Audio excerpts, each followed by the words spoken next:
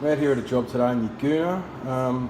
This is a business, and basically the customer's with Commander.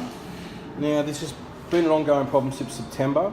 They've had dropouts and they're getting quite low speeds. They're only 2.3 Ks from the exchange when I spoke to the guy from Commander before. So a couple of issues. Firstly, when I first got here, they were only getting a speed of 1.59 megabits per second directly from the socket. But what they had, Commander had supplied them with this filter and also this double adapter, and they had all those plugged in to this port here on the phone, this phone socket here.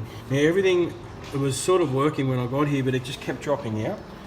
Now, as soon as I disconnected those two little double adapters and the ADSL filter, the dropping out stopped, plus the speeds jumped from your 1.59, it jumped up to 4.62.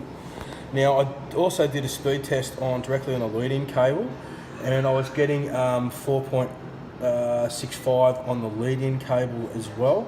So we know that the speed outside to now the speed at the socket equate to exactly the same. So there is no internal cabling problem.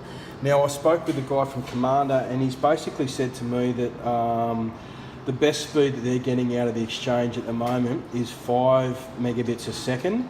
The final speed test I got here for this customer is 4.95, so that's basically the best as they're going to get. They're running a business here, they've got multiple computers, multiple devices, and they were promised a speed that was better than that, and they're not going to get it through this provider. So I think the customer wants to get out of this contract because they can't work using these speeds. All right.